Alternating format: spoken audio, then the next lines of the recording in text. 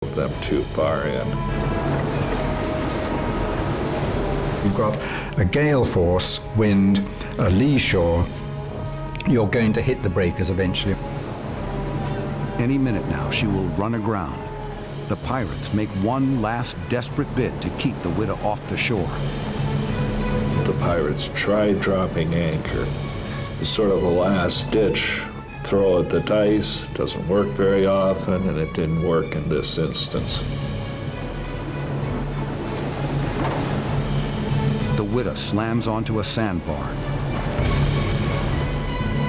For a few agonizing moments, she hangs on, but even she is no match for the storm, and her mainmast snaps. The ship rolled over and spilled all its contents and masts and everything into the 30-foot seas that were raging at the time.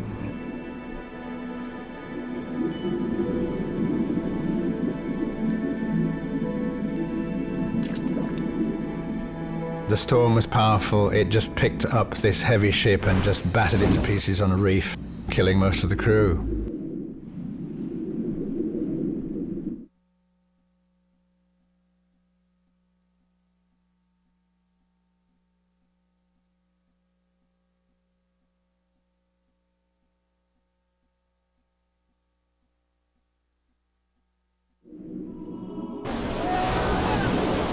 Of the 146 men on board the Whydah, only 2 of them made it to the beach.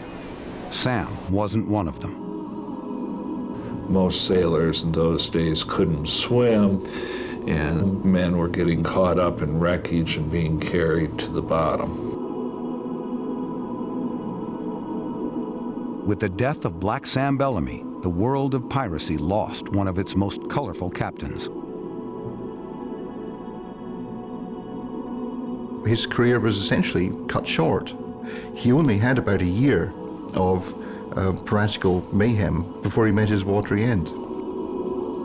Black Sam Bellamy went down with his ship, went down with his treasure.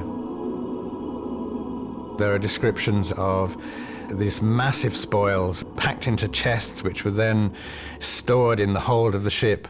All of that disappeared.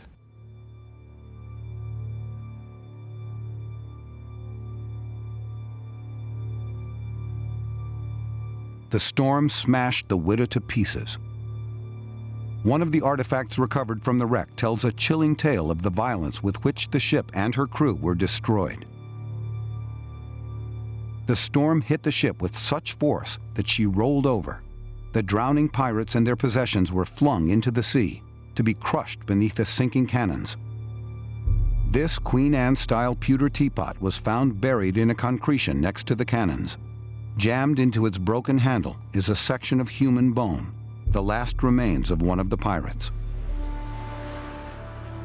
Whether or not this is the teapot that Maria gave to her pirate prince is a secret that remains buried in history with the Whydah. Nevertheless, it is a poignant reminder of the pirate captain who lived for loot, but died for love.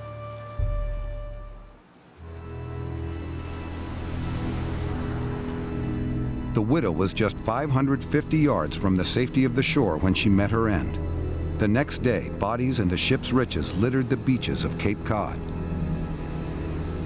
People were descending on the wreck site to literally pick through the bones of the pirates, looking for gold, looking for treasure.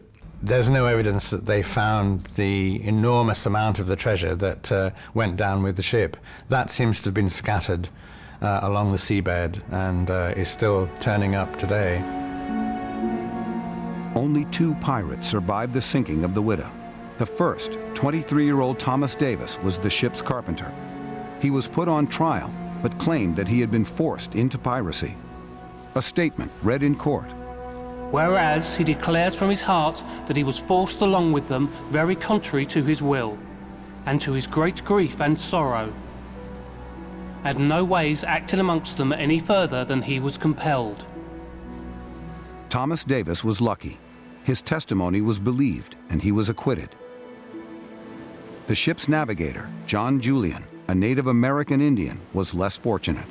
He wasn't hung as a pirate, but was sold back into slavery. The sinking of the Whydah wasn't just the end for Bellamy and his crew. It sounded the death knell for the golden age of piracy. By 1725, the British Royal Navy was called in to put a stop to the pirates, operating a policy of zero tolerance. If you got captured and it was proved that you were a pirate, the authorities came down on you like a ton of bricks. There would be a show trial, which they would make a big thing about how wicked you were as a pirate. And then you would be hanged formally in public before a vast audience, and that was the end of your life.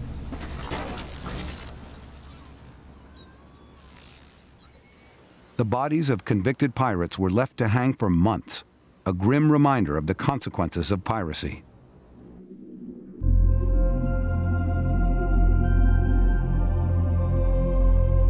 The Whydah was swallowed up. For nearly 300 years, her treasures remained buried in the sand.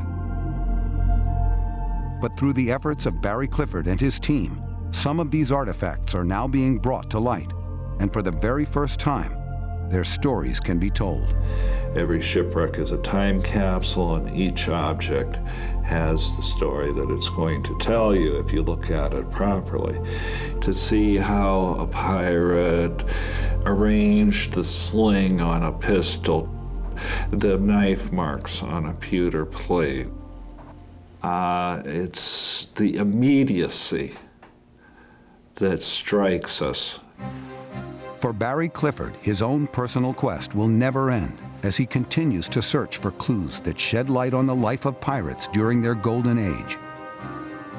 For the last quarter of a century, he has worked to resurrect the Whydah's treasures and tell her story.